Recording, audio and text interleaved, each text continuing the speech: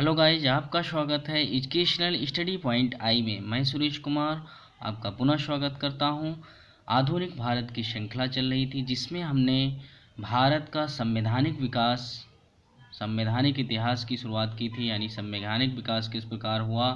तो इसमें हमने इससे पहले वीडियो पब्लिश कर दिए हैं जिसमें हमने सबसे पहले रेगुलेटिंग एक्ट 1773 का, उसके बाद हमने पिट्स इंडिया एक्ट 1784 का जो एक्ट है उसको हमने पब्लिश कर दिया, वो आप देख लेना ताकि आपको क्रम से संवैधानिक विकास समझ में आ सके।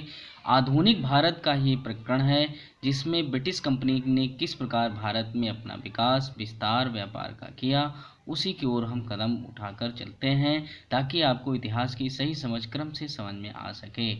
तो हम सबसे पहले चार्टर एक्ट चलते हैं। तो चार्टर एक्ट की शुरुआत सबसे पहले 1793 ईस्वी में हुई थी। तो ये चार्टर एक्ट क्या होता है? तो चार्टर का मतलब होता है राजाज्ञा, राजा की आज्ञा जो पत्र होता है उसी को चार्टर एक्ट कहते हैं। तो सबसे पहले चार्टर एक्ट की अगर जो बात की जाए तो महारानी एलिजाबेथ ने सन 1600 ईस्वी में राजाज्ञा एक प्रस्तुत किया था भारत में व्यापार करने के लिए। तो उसी टाइप का है ये चार्टर एक्ट जो है 1793 ईस्वी में सबसे पहले भारत में आया। तो आइए चलते हैं। सबसे पहले ये जो चार्टर एक्ट आया तो इसका उद्देश्य क्या था? तो पिट्स इंडिया एक्ट जो इससे पहले आया था तो उसमें क्या क्या कमियां रही गई उसको सुधारने के लिए चार्टर एक्ट प्रस्तुत किया गया। तो चलते हैं उद्देश्य की ओर। तो चार्टर एक्ट बनने का मुख्य उद्देश्य था ब्रिटेन सरकार यानी जो ब्रिटिश कंपनी के व्यापार को नियंत्रित करना चाहती थी। यानी जो ब्रिटेन की सरकार है यानी महारानी वहाँ के जो क्राउन है यानी राजा, वो जो है इस ब्रिटिश कंपनी जो व्यापार भारत में करने आई उस पर नियंत्रण रखना चाहते हैं कि किस तरह ये किसी प्रकार की वहाँ समस्या ना होने दे। तो इस प्रकार देखा जाए इस एक्ट जो आया ये चार्टर एक्ट 1793 ईस्वी में, इसमें क्या बात कही गई? तो हम प्रावधानों की बात करते हैं। तो इस चार्टर एक्ट के द्वारा ईस्ट इंडिया कंपनी को 20 वर्षों के लिए व्यापारिक कार्य बढ़ा दिया गया। सबसे पहली बात तो ये की गई कि इस एक्ट के बाद 20 वर्षों तक ईस्ट इंडिया कंपनी को व्यापार और बढ़ा दिया गया कि आप वहाँ पर 20 वर्षों तक व्यापार और कर सकते हैं। जबकि यही राजाज्ञा जो है 1600 ईस्वी में एलिजाबेथ ने दिया था चार्टर एक्ट, हमने आपको बताया है। लेकिन मुख्यतः देखा जाए नियंत्रण रखने के लिए पहला चार्टर एक्ट 1793 में आया था। फिर क्या हुआ? दूसरा क्या बात की गई इसमें?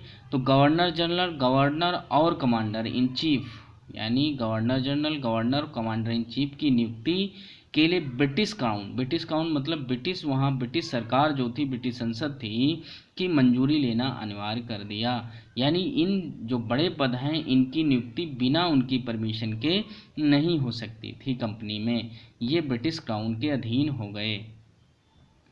गवर्नर भी परिषद के निर्णय को अस्वीकार करने का अधिकार प्राप्त कर दिया, यानी इसको भी वीटो पावर मिल गई। हमने आपको बताया था कि गवर्नर जो मद्रास या बम्बई की प्रेसिडेंसी के जो गवर्नर होते थे वो बंगाल क्राउन के अधीन होते थे, बंगाल गवर्नर के अधीन होते थे। बंगाल का गवर्नर गवर्नर जनरल हो गया था और उसके अधिकार को पिट्स इंडिया एक्ट में बढ़ा दिया गया था गवर्नर जनरल के। लेकिन अब जो चार्टर एक्ट आया उसमें गवर्नर को भी अधिकार दे दिया गया कि वो भी निर्णय जो अब वो परिषद करेगी उसको अस्वीकार कर सकती है और अपना अधिकार मतलब स्वयं लगा सकती है।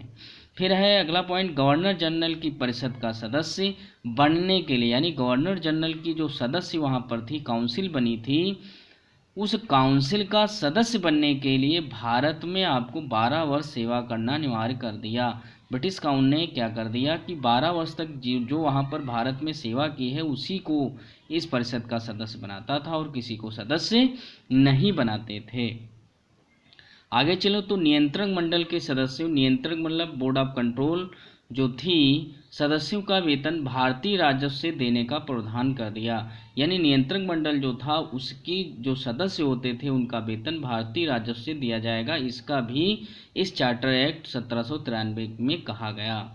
और अगला पॉइंट है राजस्व, प्रशासन और न्यायपालिका के कार्यों को अलग अलग कर दिया गया।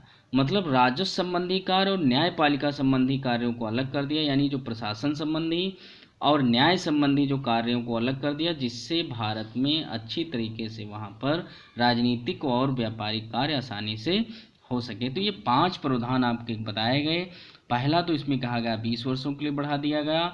Governor general, governor, commander of chief, कोई भी बड़े पद की नियुक्ति ब्रिटिश काउंसिल के बिना मंजूरी के नहीं होगी। गवर्नर भी परिषद निर्णय को अस्वीकार, यानी गवर्नर जो प्रेसिडेंसी के थे उनको भी अधिकार दे दिया गया। और गवर्नर जनरल की परिषद के सदस्य बनने के लिए कम से कम 12 वर्ष भारत में सेवा करना अनिवार्य कर दिया। और नियंत्रक यानी बोर्ड ऑफ कंट्रोल के वेतन को भारतीय राजस्व से देने की बात कही गई। और राजस्व प्रशासन तथा न्यायपालिका के कार्यों को बांट दिया गया। ये 5 बातें वहाँ इस 5-6 बातें जो हैं चार्टर एक्ट में मुख्यतः कही गई जो इम्पोर्टेंट थी। अब चलते हैं एक्ट का प्रभाव। तो ईस्ट इंडिया कंपनी का भारतीय व्यापार पर एकाधिकार बना रहा, यानी इस एक्ट के बाद जो 20 वर्षों तक शासन करती रहेगी, यानी इसी का एकाधिकार बना रहेगा, किसका, ईस्ट इंडिया कंपनी का। दूसरी बात, गवर्नर जनरल के अधिकारों में वृद्धि कर दी गई, अर्थात बम्बई मद्रास प्रांतों पर भी इसका पूर्ण नियंत्रण हो गया। गवर्नर जनरल का उसका भी अधिकार होगा, बाकी बम्बई मद्रास के जो गवर्नर था उनका भी वीटो पावर थोड़ा मिल गई। नोट अगर जो समझना चाहें तो चार्टर एक्ट की शुरुआत 1600 ईस्वी में महारानी एलिजाबेथ ने की थी। इन्होंने भारत में व्यापार का एक आज्ञा पत्र यानी चार्टर एक्ट जारी किया था 1600 ईस्वी में। आज्ञा पत्र को ही हम चार्टर एक्ट कहते हैं। तो इस प्रकार आपने देखा कि जो चार्टर एक्ट 1793 ईस्वी, इससे बहुत सारे प्रश्न जो है पूछे जाते हैं। तो आप लोग इस पूरे वीडियो को आप और देखना जरूर, ताकि आपको सही समझ इसकी विकसित हो सके। आगे चलते हैं। अब जब इतने सब हो गया तो 20 वर्षों के लिए बढ़ा दिया गया। तो उसके बाद अगला चार्टर एक्ट आया 1813 ईस्वी में। तो 1813 ईस्वी में जब चार्टर एक्ट आया तो फिर से वही उद्देश्य था कि जो 20 वर्षों के लिए जो शासन व्यवस्था की गई थी ईस्ट इंडिया कंपनी के लिए 1793 ईस्वी में, उसकी समीक्षा करनी थी सरकार को, ब्रिटिश क्राउन को। उसके लिए एक 20 वर्षों बाद चार्टर एक्ट 1813 आया। तो आइए चलते हैं चार्टर एक्ट 1813 की ओर। उद्देश्य क्या था आने का, तो इस चार्टर एक्ट का उद्देश्य था कि चार्टर एक्ट 1793 की 20 वर्षीय समीक्षा व्यापार प्रशासन में नवीनीकरण लाना, यानी पहली बात तो समीक्षा करना और व्यापार प्रशासन में नवीनीकरण लाना कि कौन कौन सी बातें और हो सकती ताकि सुधार हो सके। अब दूसरा कारण क्या था, नेपोलियन बोनापार्ट की महाद्वीपीय व्यापारिक नीति। उसने क्या नीति बना दी थी, क्योंकि उसने कह दिया था कि यूरोप में अब कोई यूरोप का देश जो है ब्रिटेन से व्यापार नहीं करेगा। अब ब्रिटेन से व्यापार नहीं करेगा तो इससे ब्रिटेन में रहने वाले जो व्यापारी थे उनको समस्या हो गई। अब समस्या क्यों हो गई कि वो अन्य देशों से व्यापार नहीं कर पा रहे थे, उनके सामने कोई एक रास्ता नज़र नहीं आ रहा था। इसलिए क्या हुआ, इससे ब्रिटेन के अन्य व्यापारी भारत में व्यापार करने के लिए ब्रिटिश सरकार पर दबाव डालने लगे। यानी ईस्ट इंडिया कंपनी व्यापार कर रही थी, अब वहाँ के अन्य जो लोकल व्यापारी थे वो भी व्यापार करने के लिए मांग करने लगे कि हम भी भारत में व्यापार करने जाएंगे।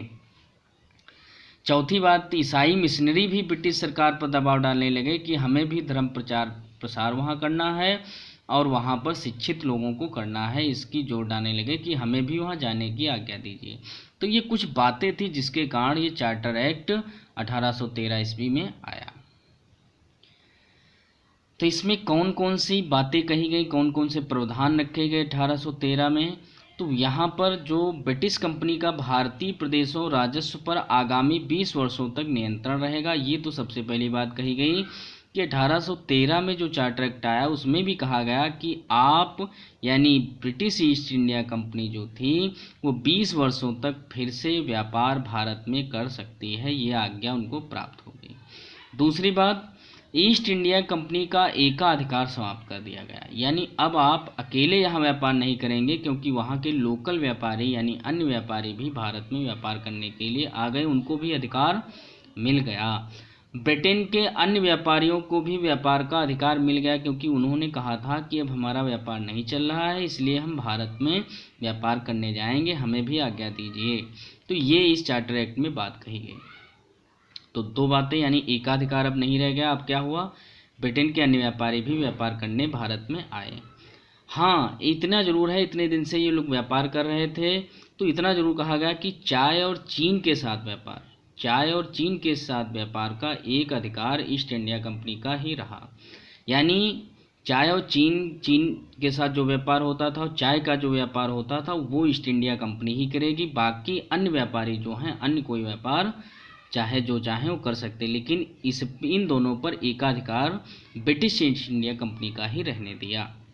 आगे चलते हैं। ईसाई मिशनरी भी कह रहे थे कि हमें भी भेजा जाए, तो ईसाई मिशनरियों को भारतीय क्षेत्र में धर्म प्रचार व बसने का अधिकार प्राप्त हो गया कि आप भी अब भारतीय क्षेत्र में जाकर अपने धर्म प्रचार करिए तथा वहाँ पर बस्ती रहकर आप बसने का भी अधिकार इनको प्राप्त हो गया। फिर है भारत में शिक्षा के विस्तार एवं विकास हेतु 1 लाख रुपए एक वर्ष में खर्च करने का प्रावधान भी इसी चार्टर एक्ट में आया। आपको याद होगा पूछा जाता है कि सबसे पहले शिक्षा के लिए किस चार्टर एक्ट में रुपये निकाले गए या व्यवस्था की गई, तो आप कहेंगे चार्टर एक्ट 1813। तो 1 लाख रुपए वार्षिक खर्च का प्रावधान किया गया। इसीलिए शिक्षा के लिए जो ये आपका जो ये 1 लाख वार्षिक आया था, लेकिन इसका सही रूप से बंटवारा नहीं हो पाया, इसलिए इसको आगे अब जब शिक्षा का आप विकास पढ़ेंगे तो उसमें आएगा प्राच्य एवं पाश्चात्य विवाद शुरू हुआ था। तो ये प्राच्य एवं पाश्चात्य विवाद को समझने के लिए आप शिक्षा के क्षेत्र में जाएंगे तब आपको समझ में आएगा। उसको भी हम आगे आपको शैक्षिक जब विकास बताएंगे तब आपकी सारी बातें स्पष्ट कर देंगे। आगे चलते हैं एक्ट का प्रभाव। यानी जब एक्ट आया 1813 वाला चार्टर एक्ट, तो इससे क्या प्रभाव पड़ा, तो इससे प्रभाव पड़ा ईस्ट इंडिया कंपनी के अलावा अन्य कंपनियां भी भारत में आ गईं। दूसरा, ईसाई धर्म प्रचारकों ने भारत में संस्थाओं की स्थापना कर धर्मांतरण कार्य करने लगे, यानी यहाँ पर संस्थाएं अपनी स्थापित करने लगे, धर्म का प्रचार करने लगे और धर्मांतरण का भी कार्य करने लगे। और तीसरी बात, 20 वर्षों में चार्टर एक्ट आता रहेगा। यह परंपरा बनी रही जो 1858 ईस्वी में 1857 के विद्रोह के बाद समाप्त हुई। यानी अब इस चार्टर एक्ट में ये बात कही गई कि 20 वर्ष की जो चार्टर एक्ट आता है 20 वर्ष बाद ये कंटिन्यू आता रहेगा।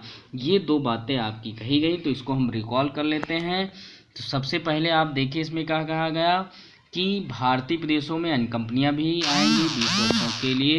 20 वर्षों के लिए इसको बढ़ा दिया गया और ईस्ट इंडिया कंपनी का एकाधिकार समाप्त हो गया, लेकिन चाय और चीन के साथ जो व्यापार होता था उसको एकाधिकार ईस्ट इंडिया कंपनी का ही बना रहा। ईसाई मिशनरी भारतीय क्षेत्र में धर्म प्रचार प्रसार करने के लिए यहाँ पर आए, इनकी छूट मिली और शिक्षा के लिए 1 लाख रुपए की व्यवस्था की गई। तो ये कुछ प्रावधान किए गए जबकि हमने बताया था। तो यहाँ तक आपने वीडियो देखा उसके लिए धन्यवाद। और इसको क्रम से आप सारी बातें लिखते रहिए, आप नोट्स इसके बनाते रहिए। फिर इसके बाद हम आपको बोर्ड पर पुनः एक बार समझाएंगे। पहले आप नोट्स तैयार कर लीजिए, उसके बाद आगे हम समझाएंगे ताकि आपको इतिहास में किसी भी प्रकार की कोई समस्या ना रहे। इसके आगे 2 चार्टर एक्ट और हैं, उसको हम बताएंगे। फिर आपको चलेंगे लोकल जो आपके नए राज्य का उदय हुआ उसका वर्णन करेंगे। धन्यवाद।